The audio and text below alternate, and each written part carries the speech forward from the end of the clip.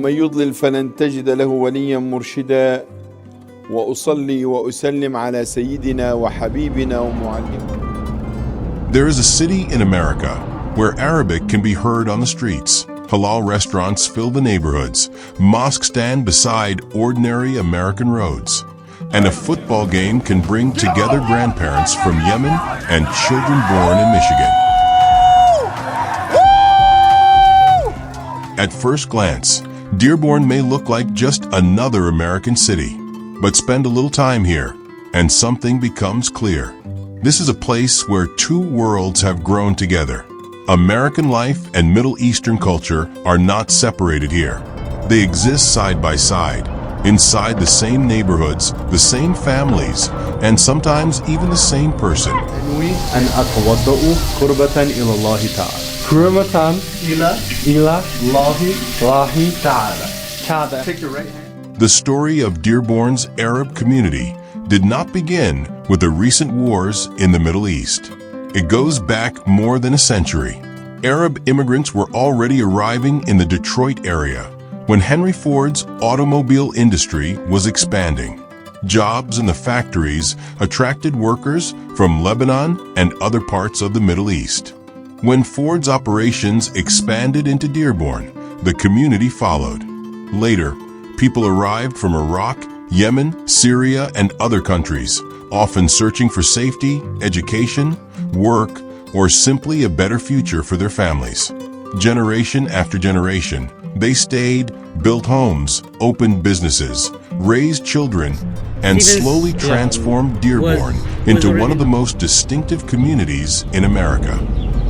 Other than Hamtramck, there's really nowhere else. We have all of this stuff. I can get my pierogi on this corner. Yes. I have the adhan called outside. I hear the church bells where my dad went to school. A morning in Dearborn does not begin much differently from anywhere else in America. Cars leave driveways, children go to school, workers head to their jobs, and small businesses begin opening their doors. But look closer, and the details change. Arabic signs appear beside English ones. Bakeries prepare Middle Eastern bread and sweets. Grocery stores stock ingredients from across the Arab world. Cafes begin serving coffee, tea, and familiar foods from Lebanon, Iraq, Yemen, Syria, and beyond. This is where the story of Dearborn becomes less about statistics and more about everyday life. People are not simply preserving an old culture. They are living it while being completely part of modern America. Connections we can make and see if I can give out a bunch of tracks. You know, we kind of get everything imported, not imported, we source it direct with the farmers. Yeah. We bring that. One of the most interesting things about Dearborn is its small businesses. Instead of being dominated by giant chains, many neighborhoods are filled with family-owned restaurants, bakeries, grocery stores, cafes, medical offices, and specialty shops. Money often stays within the community, moving from one local business to another. A family might buy bread from a neighbor, coffee from another local shop, and groceries from a store owned by someone they have known for years. In a way, the neighborhood itself becomes an economic network. Business is not only about making money. It is also about keeping the community connected. A bunch of mocktails over here and over here. We got some hot pot boiling. All the fixings for the hot pot. I feel like we're bringing the Middle East to people who haven't been exposed to it before. And perhaps nowhere is this connection more obvious than in food. Dearborn's restaurants serve far more than shawarma and hummus. You can find Lebanese dishes, Iraqi food, Yemeni cuisine, Syrian sweets, and modern creations that combine American food with Middle Eastern flavors. One restaurant might serve a Lebanese-style burger, while another specializes in traditional baklava. Some businesses have been passed down through generations. Others began with nothing more than a family recipe and a small kitchen.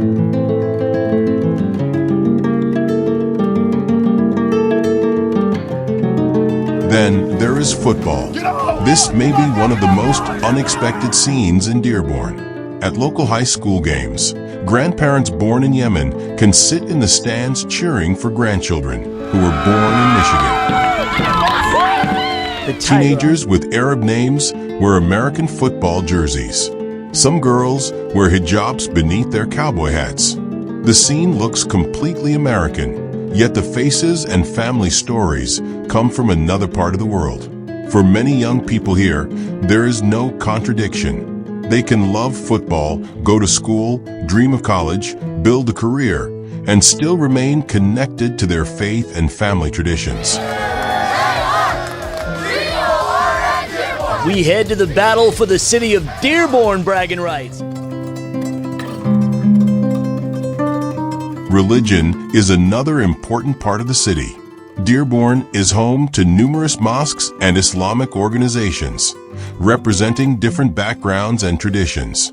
One of the oldest is the American Muslim Society, while the Islamic Center of America has become one of the city's most recognizable Islamic landmarks. But a mosque here is not simply a building where people come to pray. It can also be a place for education, family activities, community gatherings, and social life. Allahu Akbar, Allahu Akbar, Allahu Akbar,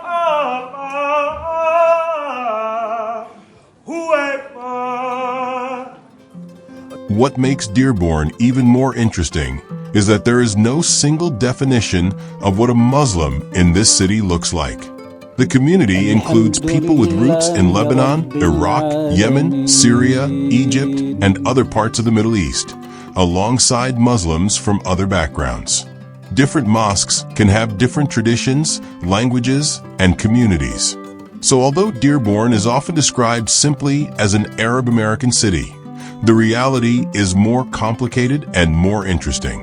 It is a meeting point of many cultures that happen to share the same streets.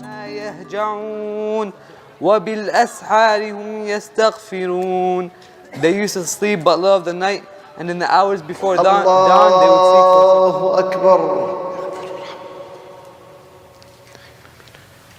Allahu Akbar. Perhaps the most fascinating part is the younger generation. They were born here. English is often their first language.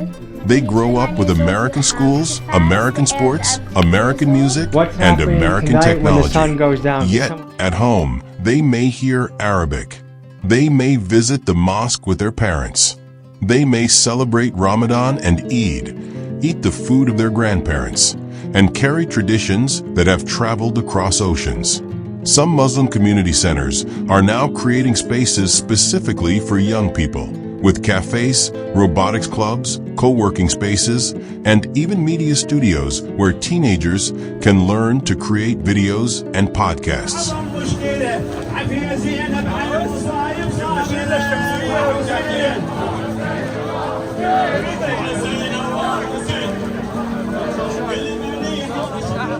This is where the meaning of the American dream becomes interesting.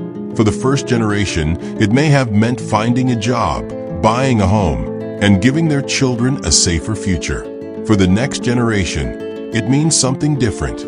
They are no longer simply trying to build a life in America. They are already American. Their question is how to keep their heritage alive while moving forward. And Dearborn shows that these identities do not always have to compete with each other. They can exist together. وأصلي وأسلم على سيدنا وحبيبنا ومعلمنا محمد صلى الله عليه وسلم. Dearborn is often described through labels. America's Arab city, America's Muslim city, a city of immigrants.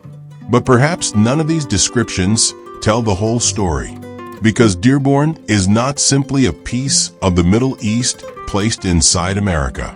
It is something new, a city shaped by immigrants, American industry, family businesses, religion, education, football, food, and generations of people who learned how to belong to more than one world.